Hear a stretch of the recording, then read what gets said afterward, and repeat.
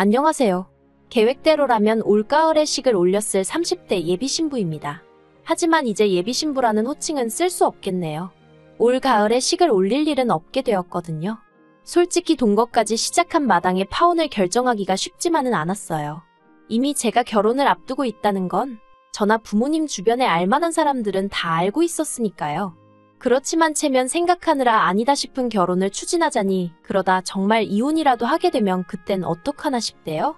그래서 여러 가지로 복잡하지만 파혼으로 마음을 굳혔습니다. 일단 제 이야기를 조금 해보자면 저는 중학교까지는 한국에서 다니다가 사업을 하시는 부모님을 따라 미국으로 이민을 왔어요. 그래서 고등학교와 대학은 미국에서 나왔고 이후로 뉴욕에서 회사를 다녔습니다. 하지만 시간이 흐를수록 한국에 대한 그리움이 커졌고 그래서 부모님과 상의 없이 한국 내 직장을 알아보기 시작했어요. 그리고 운 좋게 미국에서의 경력을 인정받아 나쁘지 않은 조건으로 한국에 있는 회사로 이직을 하게 되었지요. 부모님과 떨어져 지낼 것이 마음에 걸리긴 했지만 정작 부모님은 한 번뿐인 인생이니 이제 네 뜻대로 살아보라며 응원해 주시대요. 그래서 덕분에 조금은 편안한 마음으로 한국으로 돌아올 수 있었어요. 그리고 이렇게 한국에서 직장 생활을 하다가 남자친구를 소개받았습니다. 직장 상사의 소개였기 때문에 내키지 않아도 나갈 수밖에 없는 자리였어요. 미국이었다면 당연히 싫다고 했겠지만요. 하지만 인연이긴 인연이었는지 남자친구도 저도 서로 호감을 느꼈고 이후로 얼마 지나지 않아 바로 사귀는 사이로 발전했습니다. 남자친구는 저와 마찬가지로 직장을 다니는 평범한 회사원이었어요. 그리고 해외 이민이라던가 그런 쪽에 무척이나 관심이 많더라고요. 그래서 종종 저한테 언젠간 다시 미국에 돌아갈 계획이 있는지 묻곤 했어요. 그리고 그때는 그 질문에 속뜻이 뭔지 정확히 알지 못한 채 그냥 별 생각 없이 가게 되면 가는 거겠지라고 대답하곤 했는데 남자친구는 저에게 이런 선택권이 있다는 것 자체를 부러워하더군요. 그리고 이 부러워하던 마음이 저에게 프로포즈를 하게 된 계기였는지 그것까진 잘 모르겠어요. 아무튼 남자친구가 사귄 지 1년이 넘어가자마자 저에게 프로포즈를 해왔고 저는 그 프로포즈를 받아들였습니다. 사실 아무리 부모님과 매일같이 연락하고 왕래를 했어도 마음 한켠으론 늘 먹먹한 그리움이 있었던 차에 남자친구와 결혼을 하면 한국에도 제 가족이 생기는 거잖아요. 그리고 그 가족에 대한 기대가 컸던 게 프로포즈를 받아들인 결정적인 이유기도 했네요. 미국에 계신 부모님께 교제 중인 사람이 있다는 건 진작에 말씀을 드렸었기에 프로포즈를 받았다는 이야기를 꺼냈을 땐 두 분 다 그렇게 놀라진 않으셨습니다. 오히려 저 혼자 서울에서 사는 게 늘 마음에 걸렸는데 이제 한시름 놓았다고 표현하시더라고요. 그리고는 뭐 하나 정해진 게 없는 상황이었는데도 불구하고 당신들 사위 될 사람이 어떤 사람인지 빨리 보고 싶으시다며 한국에 오셨지요. 그런데 문제는 어머니가 남자친구를 별로 탐탁치 않아 하시더라고요. 아무래도 서로 조건이 너무 다르다면서요. 그리고 솔직히 그건 사실이었습니다. 남자친구 한 사람만 놓고 보자면 직장도 안정적이고 성격도 좋았는데 남자친구의 재정 상황은 그렇지 못했거든요. 남자친구는 저보다 적기는 했어도 한 달에 400 이상을 벌고 있었고 저는 그 정도면 나쁘지 않다고 생각했어요. 연애하는 동안 데이트 비용도 남자친구가 육재가 사정도 내고 있었으니 남자친구 형편이 빠듯할 거라곤 상상도 못했고요. 그런데 막상 결혼 이야기가 나온 이후로 신혼집이나 혼수와 같은 이야기를 나누게 되면 자꾸 자리를 피하거나 다른 이야기로 주제를 돌리는 거예요. 그래서 결국 제가 남자친구에게 단도직입적으로 물었습니다. 모아둔 돈이 없는 건지 아니면 뭐 내가 알아야 할 게 있는 거냐고요. 그리고 듣게 된 사실은 충격적이었습니다. 일단 남자친구는 모아둔 돈이 6천 정도 있었는데 당시 남자친구가 이미 직장 생활을 한 지 거진 10년 차였거든요. 그래서 제가 1년에 1,000만 원도 못 모은 거냐고 물으니 자기가 여기저기 돈 들어갈 곳이 많았답니다. 학자금 대출도 갚아야 했고 차도 샀고. 하지만 그렇다고 해도 뭔가 납득이 되질 않더라고요. 한국은 미국에 비하면 학비도 저렴한 데다가 남자친구는 2년제 대학을 나왔다고 했으니까요. 그리고 차도 무슨 얼마나 비싼 외제차도 아니고 그냥 국산 소형 SUV였습니다. 그래서 제가 남자친구에게 정말 그게 다냐고 몇 번을 되물었어요. 그랬더니 사실은 부모님께서 살고 계신 곳이 반월세인데 그 월세를 남자친구가 계속 내드리고 있었답니다. 밑에 있는 하나뿐인 여동생 용돈도 주고요. 그리고 그 이야기를 들었을 땐 솔직히 너무 어이가 없었어요. 그렇지만 남자친구가 말하길 이걸 제가 이상하게 받아들이는 이유는 제가 미국물을 먹어서 그렇답니다. 한국에선 이게 너무나 당연한 거래요. 자기가 장남이니까 부모님도 챙기고 동생도 챙겨야 한다면서요. 그리고 저도 기억을 더듬어 보니 친가나 외가조 부모님이 돌아가시기 전까진 저희 부모님이 잘해드렸던 기억이 나대요. 주말마다 모시고 나가서 외식하고 그런 기억들이요. 그래서 정말 제가 미국 문화에 익숙해져서 거부감을 느끼는 건가 싶었습니다.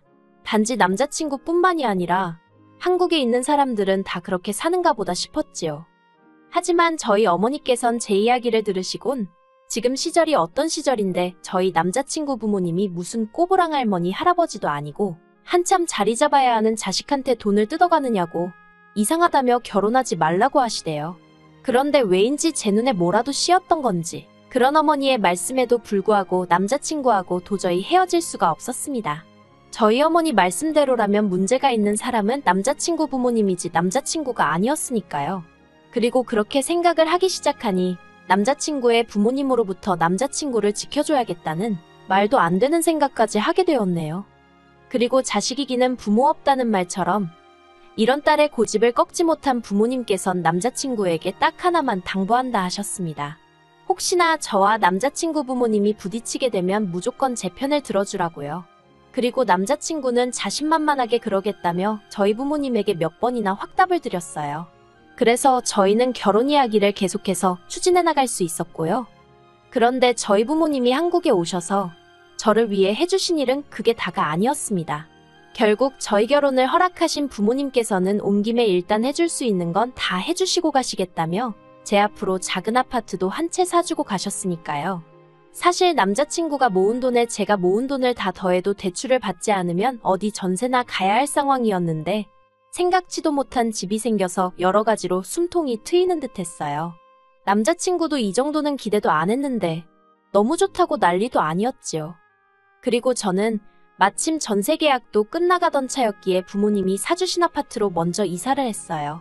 원래는 남자친구 자취방 계약 기간이 끝날 때까지 기다렸다가 같이 이사를 들어올까 하는 생각도 하긴 했는데 그러면 제가 지낼 곳이 몇 달 정도 붕 뜨는 상황이었거든요. 물론 고시원 같은 곳을 들어가려면 들어갈 수도 있었겠지만 그럼 제 짐은 다 어디다 보관을 할 것이며 아무튼 그것도 보통 일이 아니더라고요. 그리고 무엇보다도 결혼식을 앞두고 한 푼이라도 더 모아도 시원찮은 판국에 쓸데없이 헛돈을 쓰고 싶진 않았습니다.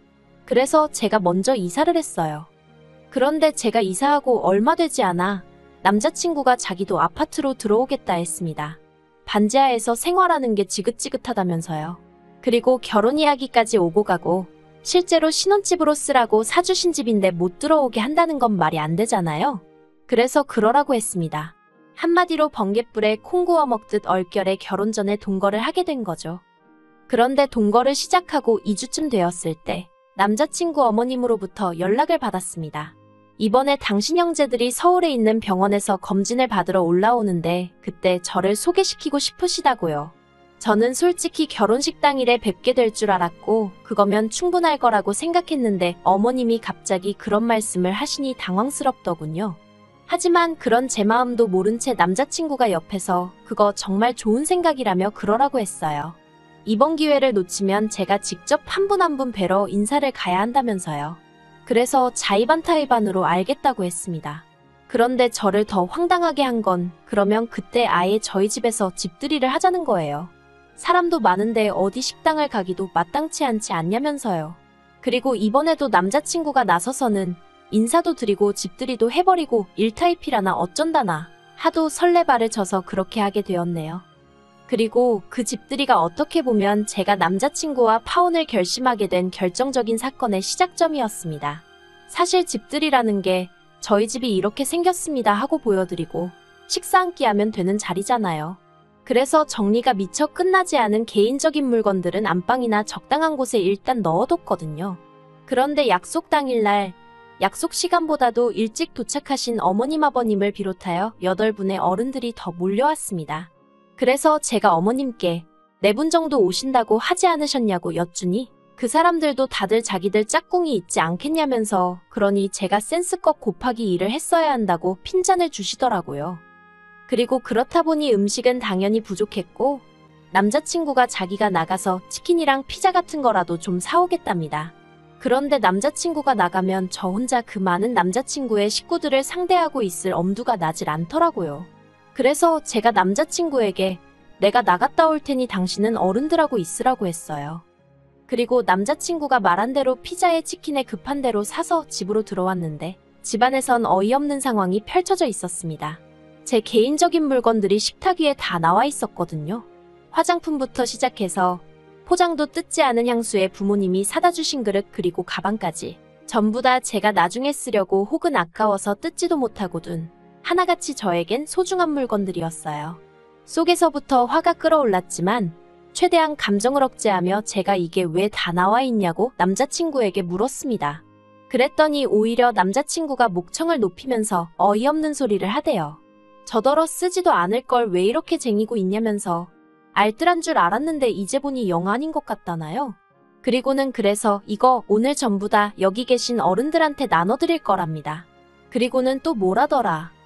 앞으로 쓸데없는 건 안 사겠다고 여기 어른들 앞에서 자기한테 맹세를 하라는 거예요. 어이가 없어서 제가 무슨 헛소리를 하느냐고 그랬어요. 쓸데가 있건 없건 내 돈 주고 산 건데 당신이 왜 이러냐고 별꼴이라고 해버렸지요. 그리고는 이미 몇 개 챙기신 어른들더러 저한테 돌려달라고 했습니다. 솔직히 이때도 어이가 없었던 게 누가 봐도 남자친구 물건이 아닌데 가지라고 주면 받는 사람이 거절을 하는 게 정상 아닌가 싶었어요. 아무튼 몇 분은 줬다가 가져가는 게 어딨냐며 짜증을 내셨는데 짜증을 내도 조카인 남자친구한테 내셔야지 왜 저한테 그러시나 싶어서 저야말로 짜증이 나더라니까요. 그리고 결국 어른들 중 몇 분이 술 맛버렸네 밥맛 떨어지네 하며 자리를 일어나셨습니다. 남자친구는 저더러 어떡할 거냐면서 성질을 부렸고 어머님 아버님도 저더러 다시 받네 어쩌네 하며 혀를 차셨지요. 그리고 거기까지는 그래도 제가 그럭저럭 참을 수 있었습니다. 하지만 결국 남자친구의 외삼촌이란 분이 저를 열받게 아니 폭발하게 만들대요.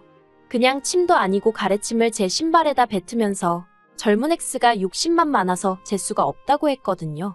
그런데 그런 외삼촌을 누구 하나 말리기는커녕 마음 넓은 네가 참으라면서 조카 며느리 될 애가 미국에서 컸다더니 버르장머리가 없다고 자기들끼리 수군거리는 거예요.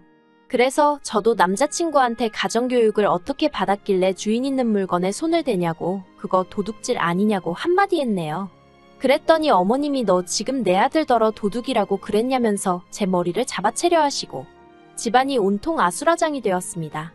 저는 방으로 뛰어들어가 경찰에 불렀는데 놀란 마음이 도통 진정이 되질 않대요. 그리고 결국 경찰이 출동하고 나서야 대부분의 사람들이 돌아갔고 제가 남자친구의 외삼촌은 재물손괴죄로 고소하겠다 했습니다. 듣자 하니 공무원이라던데 한번 귀찮아져 보라고요.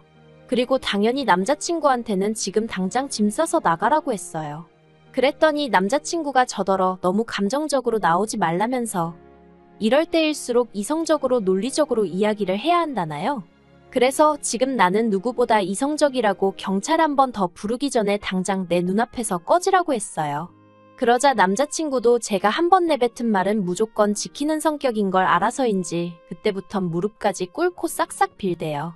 그렇지만 제가 눈길도 안 주니 결국 짐 싸서 무슨 도살장 끌려가는 소마냥 나갔습니다. 그리고 그 이튿날부터 지금까지도 남자친구는 저더러 자기가 잘못했다며 다신 이런 일이 없게 하겠다는 헛소리를 하고 있어요. 제가 원하면 다시는 그 친척들 아무도 안 보고 살아도 된다면서 자기만 좀 받아달라고요. 그런데 그 피가 어디 가나요? 그냥 생각할수록 남자친구니 뭐니 해서 낭비한 제 시간이 아까워서 열받아 죽겠어요. 어머님 말 안 듣고 고집 피워서 이런 수모를 겪었나 싶기도 하고 당장 식장이며 뭐며 이것저것 예약해놓은 게 많은데 그나마 다행이라고 해야 할지 제가 집을 해오게 되면서 비교적 자질구레한 일들은 다 남자친구가 했거든요. 지 돈으로 예약금 걸고 했으니 그거 몇 푼이라도 건지려면 지가 다 전화 돌리고 해야 할 건데 얼마나 귀찮아할지 안 봐도 눈에 선합니다. 그냥 여러 가지로 짜증이 나는데 똥 밟은 셈 쳐야겠죠? 그래도 청첩장 돌리기 전이라서 얼마나 다행인가 싶고 오죽하면 이런 집들이를 하게 만들어준 남자친구 부모님이 고맙기도 하네요.